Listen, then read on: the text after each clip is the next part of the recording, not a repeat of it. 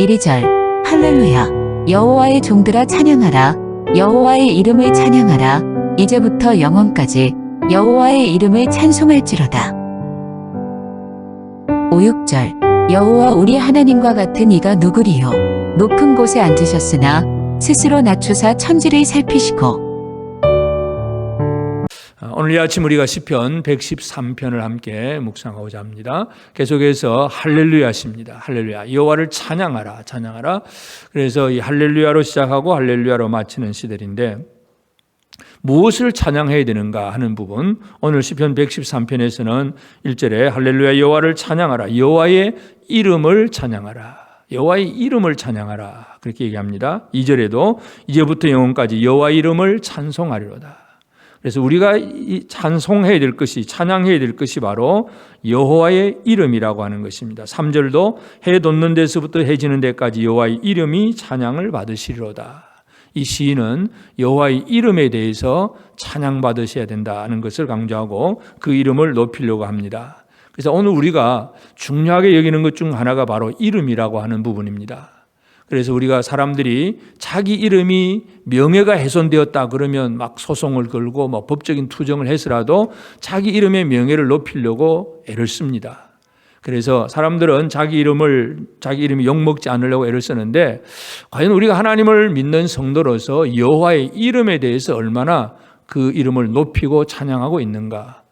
이 찬양이라고 하는 것이 단순히 찬송가 곡조 맥작 불렀다 이런 정도가 아니라 결국은 이름을 높이는 일이 무엇인가 하는 것을 우리가 알게 됩니다. 성경에서 보면 여호와 하나님의 이름에 대해서 우리가 몇 가지로 생각할 수 있는데 제일 초창기 하나님은 아브라함 때 그 조상 이후 그 이전까지 하나님께서 자신을 계시할 때 특별히 이름을 주신 것이 없습니다. 그냥 사람들은 엘로힘 하나님이라고 하는 그 용어로만 하나님을 부릅니다.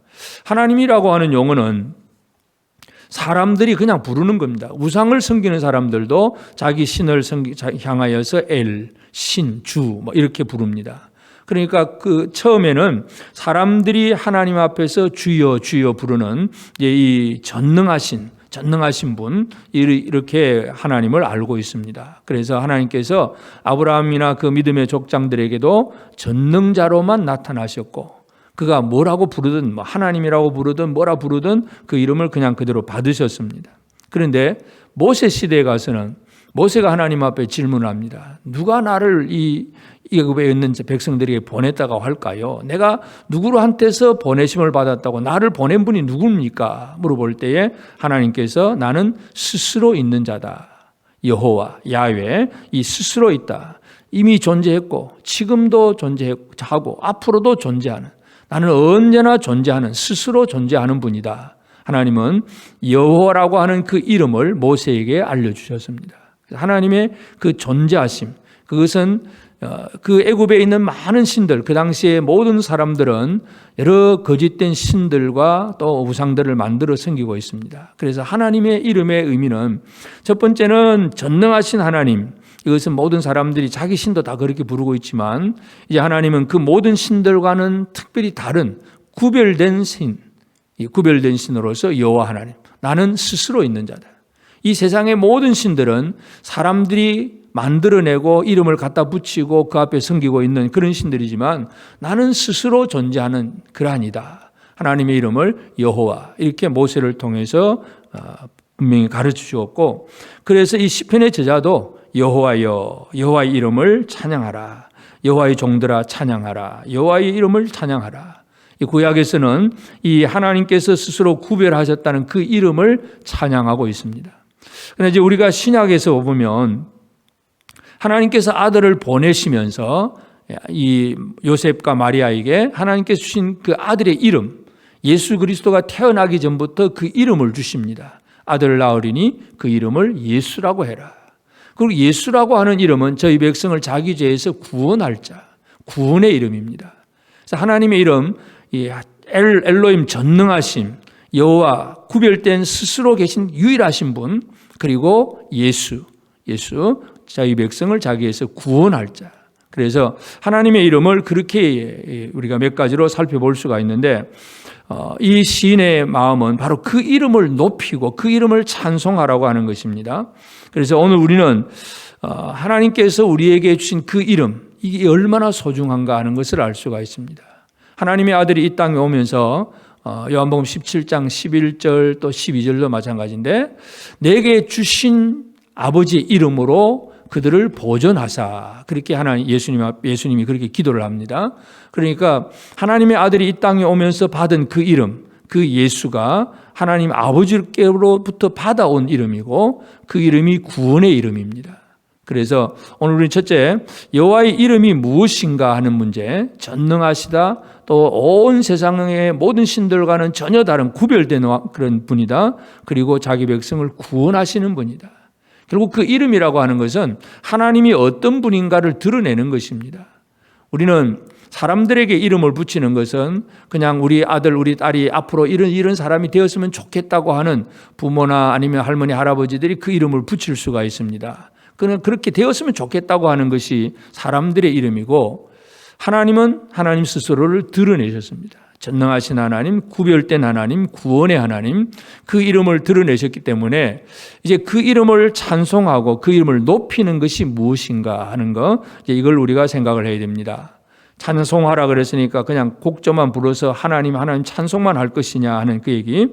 하나님은 자기 자신을 어떻게 일하셨는지를 분명히 우리가 다시 한번 깨달을 필요가 있는데, 그래서 첫째는 이 찬송을 언제 해야 되냐, 시간적인 면에서 이제부터 영원까지, 공간적인 면에서는 해 돋는 데서부터 해 지는 데까지, 그러니까 언제 어디서나 항상 찬송을 해야 된다는 얘기고, 그 하나님은 모든 나라보다 높으시며 영광은 하늘보다 높으시다. 가장 높으신 하나님입니다. 그런데 그 높은 곳에 앉으셨는데 6절, 스스로 낮추사 천지를 살피시고, 빌립보서 2장에 하나님의 아들 예수 그리스도의 마음, 존귀와 보좌의 영광의 자리에서 스스로 내려오셔서 이 땅에 오셔 사람이 되시고 십자가에 죽기까지 복종을 하셨습니다.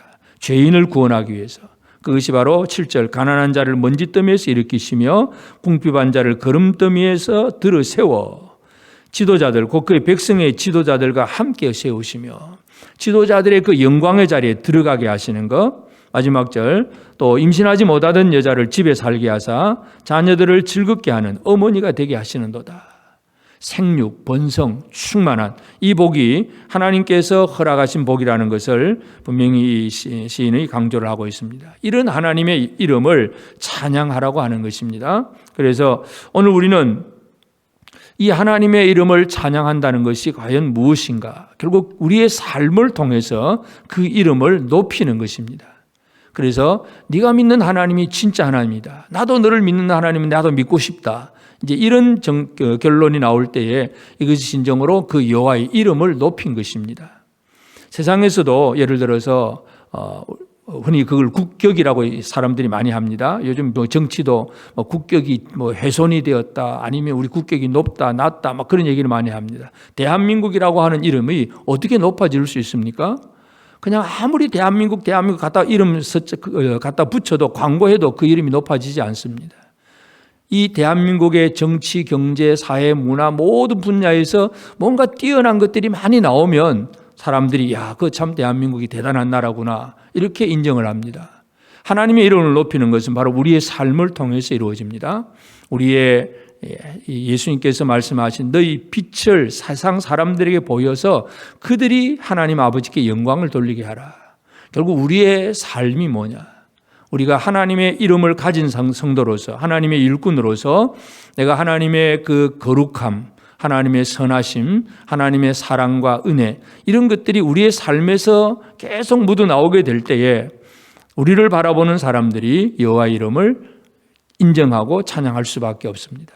그래서 오늘 우리는 먼저 내가 찬양해야 될 하나님이 어떤 분인가, 그 이름의 의미는 전능하심이고 또 스스로 구별되게 유일하신 분이고 또 구원의 이름이고, 그래서 그 하나님께서 이 땅에 우리를 구원하기 위해서 스스로 낮추고 내려오셔서 우리를 영광스럽게 만들어주시고 번성하게 하신 그 하나님이십니다. 이 하나님 이름 높이기 위해서 내가 무엇을 해야 할까? 오늘 우리가 가정에서나 직장에서나 주변의 모든 사람들과 우리는 섞여 살고 있습니다. 이러한 시대 속에서 우리가 주변 모든 사람들에게 어떻게 내가 믿는 하나님의 이름을 좀 높일 수 있을까? 나의 모든 말과 행동 이 하나하나가 하나님의 이름을 높이느냐 아니면 하나님의 이름을 욕되게 하느냐 둘로 나누어지게 됩니다. 그래서 오늘 우리 사랑하는 성도들, 우리의 삶이 주변의 모든 사람들과의 관계 속에서 나는 하나님의 이름을 높이는 자라고 하는 이 내 자신의 신분을 다시 한번 확인하면서 우리 주변의 모든 사람들에게 거룩함, 선하심, 하나님을 닮은 이 모습을 드러냄을 통해서 하나님께 영광을 돌리고 하나님을 찬송하는 그런 우리 삶이 되어지길 바랍니다. 우리는 하나님의 이름을 높이는 자가 되어야 됩니다. 우리가 뭐 하나님의 형상을 어떻게 보았다, 하나님의 얼굴이 어떻게 생겼다 이렇게 우리는 얘기할 수 없습니다. 그 이름을 드러내고 그 이름을 영광스럽게 하기 위해서 내가 하나님의 이름을 가지고 예수 그리스도의 이름을 가지고 바르게 살아가는 삶이 여호와를 찬송하는, 여호와의 이름을 찬송하는 일임을 다시 한번 기억하면서 우리 모든 성도들의 삶 속에서 하나님의 이름의 영광이 드러나고, 그래서 우리 주변의 많은 사람들이 우리가 드러내는 여호와의 이름을 깨닫고 알고 그들이 주께로 돌아오는 귀한 일들이 이루어지게 하는 일에 잘 쓰임받는 우리 모두가 되어지기를 주의 이름으로 축복합니다. 기도하십시다. 이제 오늘 받은 말씀으로 함께 기도하겠습니다. 첫째, 하나님의 이름이 전능자이고 스스로 계신 자이며 구원자이심을 믿습니다. 하나님의 이름으로 하나님을 기억하며 사랑하게 하소서.